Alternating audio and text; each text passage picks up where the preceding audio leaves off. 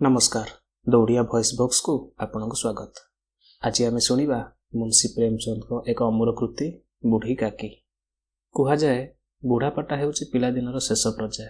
जितेबाला देहरु शक्ति सरी जाए, आखिरु ज्योति कमी जाए, से मनीषटा पुणी से छोट पिला पलटि जाए।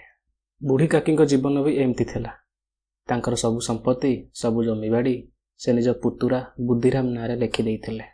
सेतबेले बुद्धिराम लुह छल छल आखिरे केते कौन प्रतिश्रुति देइथिला, किंतु संपत्ति हाथ को आसला परे काकी अवस्था अति करुण हो गला। दिन पर दिन बीतला। काकी को दी बेला दी मुठा खाइया को मिलिया भी एक युद्ध परिथिला। कोठरीर गोटे कोणरे पड़ी से केवल भोकरे आउट पाउट होइथिले। हेले आज घरर परिवेश टी अलगा। बुद्धिरामर पुओ र आज निर्बंध। घर बाहर साहुकार मानकर भिड़, ग्रामवासी कोलाहल आ रोषेई घर आसुवा से सुआदिया बासना। काकी निज अंधार कोठरी भितर बसी भावुंट, बाह कि सुंदर पुरीर बासना। घीर छणा होची बोधे, कचड़ी भी होची, तरकारी भी बढ़िया बासुची। काकी आ निज मन को बुझाई पारिलेनि। तांकर से दुर्बल शरीर को घोषारी घोषारी से रोषेई घर कबाट पाखक चलीगले।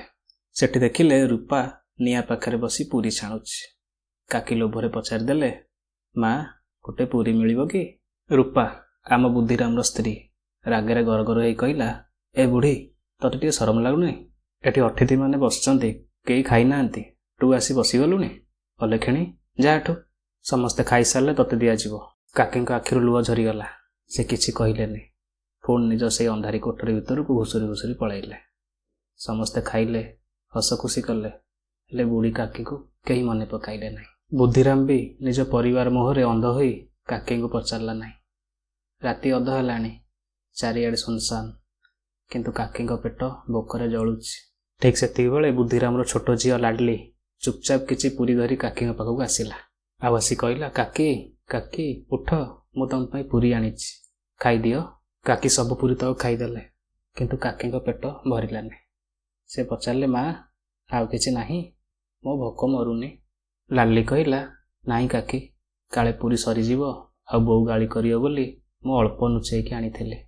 तापर काकी जहा कहले सेटा शुणिले पत्थर हृदय भी तरली जीव। काकी कहले, झील तू मते से जगह को नहीं जीवु कि जोटी सब अईठा पत्र पड़ी, सेठी खोजिले किसी ना किसी मिलजिव। छोट झीलटी बुढ़ी काकीर हाथ धरी से अलिया गदा पाखक नहीं गला। थरे कल्पना कले से सीनटा को, जो काकी टंकारे आज एते बड़ भोजी हैला, से काकी आज अईठा पत्रु पूरी खंडे खोजी खाउछि। एठारु बड़ दुर्भाग्य आ कौन होई पारे। ठीक सेतिक बेले रूपार निद भांगी गला। से बाहर को आसी दृश्य देखी पत्थर पलटि गला। ताकू लागिला जेमिति से भूल रे जने जीवंत मनीषर आत्मा को हत्या कर देइछि। आ मने मने भाबिला, हे भगवान मु केड बड़ पाप कली, भगवान मते केबे क्षमा करिवेनि। रूपा सांग सांग घर भीतर को जाई गोटे थाली रे भात, डाली, साग, तरकारी आ गरम गरम पूरी सजाई आनिला। आ लुह छल छल आखिरे कहला, काकी उठ, एई निया खाइबा, मते क्षमा कर दियो काकी। आज मु तुमको जो कष्ट देली सेठी भाई भगवान का पाखरे मु अपराधी। हेले काकी किछि शुणु नथिले। से बास पिलांग भरी खाई चलले। से दिन से खाइबा केवल खाइबा नथिला, बरं रूपार पश्चाताप आ जने असहाय वृद्ध मनीष प्रति डेरी रे हेले भी जागृत होइथिबा मानविकता थिला। शेषरे एति कहबी, केवल बड़ बड़ भोजी देले पुण्य मिलेनि। पुण्य तो सेतेबेले मिले जेतेबेले निज घरर बुढ़ा बापा माँ आ असहाय मनीष पेट को दाना आ मन को शांति मिले। आजिर कहानी आपन केमिति लागिला कमेंट निश्चय जणाइबे। आज विदाय नेउछि। जय जगन्नाथ।